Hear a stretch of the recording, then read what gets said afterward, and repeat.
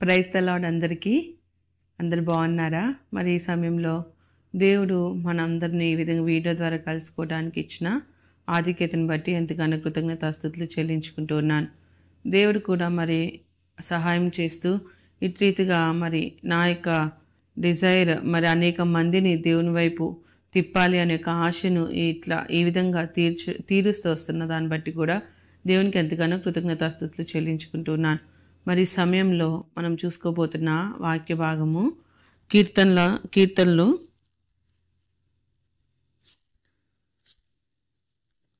118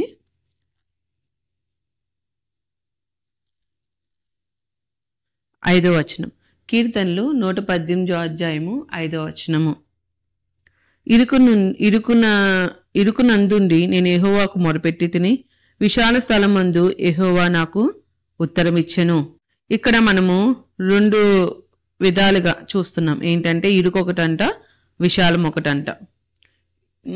ఎక్కడి నుండి మొరపెట్టాడు? ఇరుకు నుండి మొరపెట్టాడు. విశాలత నుండి ఏమొచ్చింది? యెహోవా దగ్గర నుండి ఉత్తరం వచ్చింది. అసలు ఇరుకు అంటే ఏంటి? ఇరుకు అంటే మన జీవితంలో మనకు వస్తున్న శ్రమలు, ఇబ్బందులు, ఇరుకులు, అనారోగ్య పరిస్థితులు, నెమ్మది లేని జీవితాలు, అనేక పరిస్థితులు గుండా మనం వెళ్తున్నప్పుడు అనేక అవమానాలు తట్టుకోలేని స్థితిలో దుఃఖపడుతున్న దినాలు, ఓదార్పు రాలేని స్థితిలో మనం జీవిస్తూ ఎవరు ఆదరించే పరిస్థితిలో మనం లేకుండా ఉన్నప్పుడు ఇటువంటి జీవితాలను మరి ఇరుకు పరిస్థితులు అంటారు. ఇటువంటి రీతిగా మనం వెళ్తున్నప్పుడు ఇరుకు అని అంటారు. ఇరుకులో ఉన్నప్పుడే మనం విశాలతను చూడగలం కదండి. ఇరుకు అనుభవం లేకపోతే విశాలత అనుభవం ఎక్కడి నుండి వస్తుంది? ఈ పత్రిక దావీదు, కీర్తనకారుడైన దావీదు రాస్తూ ఇది రాశాడు. ఏ సందర్భంలో రాశాడు అనేది మనం చూస్తే మొదటి సమూయేలు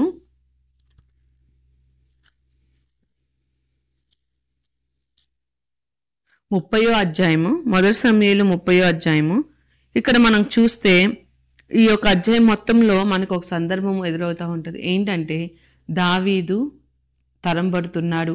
సౌలు దగ్గర నుండి అమాలేకులు దండెత్తి మరి తరంబడుతూ ఉన్నప్పుడు తన స్థితి ఎలా ఉందంటే దుఃఖపడే స్థితిలో ఉంటున్నాడు. దుఃఖంతో జీవిస్తూ ఉన్నాడు. మరి భార్యలను చెరలోని తీసుకొని పోతూ వచ్చినారు. కుమార్తెలను మరి చెరకు తీసుకొని పోతూ వచ్చినారు. నిజంగా మరి ఇక్కడ మనం చదివితే 30 అధ్యాయము 6వ వచనంలో దావీదు మిక్కిలి దుఃఖపడెను, మరియు తమ కుమారులను బట్టి కుమార్తెలను బట్టి జనులకు అందరికీ ప్రాణము విసికినందున రాళ్ళు రువ్వి దావీదు చంపుదాం రండి అని వారు చెప్పుకొనగా దావీదు తన దేవుడైన యెహోవాను బట్టి ధైర్యం తెచ్చుకొను. ఈ స్థితి చూస్తే దావీదుని చంపుదామనే పరిస్థితుల్లో దావీదు ఉంటున్నాడు. నిజంగా మరి ఆ స్థితి ఎంత భయంకరం అండి. ఆ యొక్క పరిస్థితిలో మనముంటే మనం ఎలా ఉంటాము? ఇక్కడ మనం పైన చూస్తే 4వ వచనంలో ఇక ఏడ్చుటకు శక్తి లేకపోనంత బిగ్గరగా ఏడ్చిరి. నిజంగా దావీదున్న పరిస్థితి అది కాదా ఇరుకు మార్గం అంటే? అది కాదా ఇరుకులో ఉండటం అంటే? ఒక పక్క అమాలేకులు, ఒక పక్క సౌలు మరి తన వారిని అందరినీ కోల్పోతూ వస్తున్నాడు. వాళ్ళు చెరలోనికి కొనుపోబడుతూ వచ్చినారు. భార్యలను, కుమార్తెలేమి అందరూ మరి ఇటువంటి స్థితిలో ఉన్నారు. అందులో ఉన్న ఆడవారు అందరు గనులనేమి అల్పులనేమి అందులో ఉన్న ఆడవారిని అందరిని చెరపట్టుకొని చంపక వారిని తీసుకొని వెళ్ళిపోయి ఉండిరి. నిజంగా ఇక్కడ చూస్తే దావీదు పరిస్థితి నిస్సహాయ స్థితిలో జీవిస్తున్నాడు. దావీదు దిక్కుతోచిన స్థితిలో ఉంటున్నాడు. దావీదు పరిస్థితి నిజంగా నెక్స్ట్ క్షణం నేను బ్రతికి ఉంటానా? నా యొక్క భార్యలను బిడ్డలను కోల్పోయాను, నన్ను కూడా చంపుతారేమో. ఇటువంటి పరిస్థితుల్లో దావీదుని తరుముతూ మరి దావీదుకి దిక్కుతోచిన స్థితిలో ఉన్న పరిస్థితుల్లో దావీదుకి ఎవరిని బట్టి ధైర్యం తెచ్చుకున్నాడంట? ఇక్కడ రాసుంది 6వ అధ్యాయము 6వ వచనము చివరిలో దావీదు తన దేవుడైన యెహోవాను బట్టి ధైర్యము తెచ్చుకొనెను. ఎవరిని బట్టి ధైర్యం తెచ్చుకున్నాడండి? యెహోవాను బట్టి ధైర్యం తెచ్చుకున్నాడు. మన జీవితంలో కూడా మన పరిస్థితుల్లో, మన ఇరుకుల్లో, మన ఇబ్బందుల్లో, మరి ఇరుకు ప్రదేశంలో, మన ఇరుకు మార్గాలు గుండా మనం వెళ్తే ఆత్మీయంగా మన జీవితంలో అనేక శ్రమలు, ఇది నా నిందలు భరిస్తున్నావా?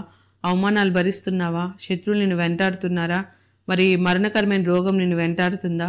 ఏదేమైనప్పటికీ నువ్వు శ్రమ వైపు చూడకూడదు. శ్రమ వైపు లేదా ఆ యొక్క మనుషుల వైపు, శత్రువుల వైపు నువ్వు చూడవలసిన అవసరము ఎంత మాత్రము మనకి లేదు. కేవలము మనం యెహోవాను బట్టి మాత్రమే ధైర్యం తెచ్చుకొని మనం ముందుకు వెళ్ళాలి. ఇటువంటి ఇరుకు పరిస్థితుల్లో ఉన్న దావీదు ఏం చేశాడు? ఏడుస్తూ కూర్చున్నాడా? ఏడ్చాడు, బిగ్గరగా ఏడ్చాడు, శక్తి లేనంతగా ఏడ్చాడు. కానీ ఆ యొక్క స్థితి ఏమైంది? ఆ స్థితిని దేవుడు ఎలా చేశాడు? చివరికి ఇక్కడ మనం చూస్తే 18వ వచనంలో, ఇలాగున దావీదు అమాలేకులు దోచుకొని పోయిన దాన్నంతటిని తిరిగి తెచ్చుకొనెను, మరియు అతడు తన 2 భార్యలను రక్షించెను. కుమారులేమి కుమార్తెలేమి దోపుడు సొమ్మేమి వారు ఎత్తుకొని పోయిన దాన్నంతట్లో కొద్దిదేమి గొప్పదేమి ఏది తక్కువ కాకుండా దావీదు సమస్తమును రక్షించెను. ఎంత చక్కగా ఉందండి, ఎంత హ్యాపీ ఎండింగ్ కదా ఇది. అసలు దేవుడు ఏది కొద్దిదేంది గొప్పదేంది చిన్న చినక ఇది కూడా దేవుడు విడిచిపెట్టకుండా సమస్తము దేవుడు దావీదుకి ఇచ్చేశాడంట. నువ్వు కూడా ఇది నా కన్నీరు వేస్ట్ అవుతుంది అనుకుంటున్నావేమో, నా పరిస్థితులు ఇదేంటి, నాకెవరూ లేరు, నా ప్రార్థన దేవుని వినట్లేదా, ఎన్నాళ్ళు ఇది అనుకుంటున్నావేమో. దేవుడు సమయం ఆలస్యమైన అవ్వచ్చు, కానీ దేవుడు అన్యాయం చేయడు. మన ప్రార్థనలకి ఏ దినాన కూడా దేవుడు చెవుని మరి దూరం చేయడు. దేవుడు మన ప్రార్థనను ఆలకించే దేవుడుగా ఉన్నాడు. కానీ జవాబు ఈరోజు రాలేదేమో, రేపటికి రాదేమో, నెలలకు రాదేమో, సంవత్సరానికి రాదేమో, కానీ ఒక దినాన మన ప్రార్థనలకు జవాబు వచ్చి తీరుతుంది. నువ్వేది నష్టపోయావో, నువ్వు ఏది నీ జీవితంలో మరి దుఃఖాలు గుండా వెళ్తున్నావో, కన్నీళ్ళు గుండా వెళ్తున్నావో, అది నీకు మాత్రమే తెలుసు, చూస్తున్న దేవుడికి మాత్రమే తెలుసు, వింటున్న దేవుడికి మాత్రమే తెలుసు.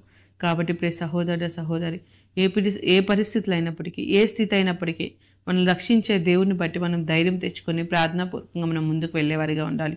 మరి ఆ దినాన దావీదు కూడా నన్ను వెంటాడుతున్నారని ఏదైనా రాంగ్ డెసిషన్ తీసుకొని ఉండి చనిపోయి ఉంటే, తను ఏదైనా ఆత్మహత్య చేసుకొని ఉంటే అంతటితో అయిపోయేది దావీదు చరిత్ర. మరి మనకి రక్షకుడైన యేసుక్రీస్తు ప్రభు వారు ఎలా వచ్చేవాళ్ళు, మనందరిని రక్షించుటకు ఆయన వచ్చేవాడా? ఆ యొక్క జీనియాలజీ అంతటితో అయిపోయేది కదా. మరి ఆ యొక్క నెక్స్ట్ జనరేషన్ మనం చూడగలిగే వాళ్ళమా?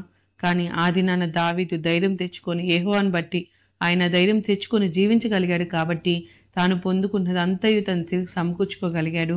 కొద్దిదేంటి గొప్పదేంటి ఏది కూడా దేవుడు చులకనగా చూడలేదు తన జీవితంలో. ప్రతిదీ కూడా తన కన్నీరేంటి, తన భయం ఏంటి, ప్రతిదీ కూడా దేవుడు చూసి తిరిగి ఎంతో సమకూరుస్తూ వచ్చినాడు. అదే విధంగా ఏదైనా నీ జీవితం ఏదైనా, నా జీవితం ఏదైనప్పటికీ మనం కన్నీటితో దేవుని యొక్క ప్రార్థన చేసేవారిగా మనం ఉండాలి. దేవుడు ఏది కూడా మరి తీసి పారేయడండి. ప్రతి కన్నీటిని బుడ్లు వేసుకొని పరీక్షిస్తారు. కాబట్టి నీ ప్రార్థనను, నీ యొక్క బాధను దేవుని పాసన్నిధిని నువ్వు పెట్టుకున్నప్పుడు ఒక దినాన నష్టపోయిందంతయు మనం తిరిగి సంపాదించుకునే వారిగా ఉంటాం. కాబట్టి పైనుండి యెహోవా దగ్గర నుండి మనకు వచ్చేది విశాలత, ఆ యొక్క విజయము, హ్యాపీ ఎండింగ్ అని దావీదు ఏ విధంగా చూడగలుగుతూ వచ్చినాడో మన జీవితాల్లో మనం కూడా మరి దేవుని యందు మనం ఆసక్తి కలిగి, దేవుని యందు మనం విశ్వాసం కలిగి, మన పరిస్థితుల్లో దేవుని సన్నిధి మనకు తోడుందని గ్రహించి మన విశ్వాసంతో ధైర్యంతో మరి ముందుకు వెళ్ళినప్పుడు మాత్రమే మనము దాని యొక్క రివార్డ్, దాని యొక్క మరి హ్యాపీ ఎండింగ్ని మనం చూడగలుగుతాం. కాబట్టి ప్రియ సహోదరుడు సహోదరి, ఈ దినాన్ని దేవుడు నిన్ను ఆదరించాలనుకుంటున్నాడు. దేవుడు నిన్ను ప్రార్థనలో ఇంకా బలంగా చేయాలనుకుంటున్నాడు. నిన్ను ప్రోత్సాహపరుస్తున్నాడు. నీకు ఇది ఎంకరేజింగ్గా దేవుడు ఇస్తున్నాడు. ప్రతి సిచ్యువేషన్ నుండి మనకి ఫ్రీడమ్ని ఇచ్చేది ప్రేయర్ మాత్రమే. ప్రేయర్ అంటేనే అది ఒక మన యొక్క స్పిరిచువల్ బాండేజెస్ని, మన యొక్క ఎమోషన్స్ని మరి కంట్రోల్ చేసేది ప్రేయర్. కాబట్టి దేవుని ఎట మనము ప్రార్థించే వారిగా ఉందాము. దేవుని ఎట మన విశ్వాసం తరిగి పొందుకునే వారిగా ఉందాము. దావీదు వలె తిరిగి సమస్తము మనం సమకూర్చుకునే వారిగా ఉందాము. Praise the lord.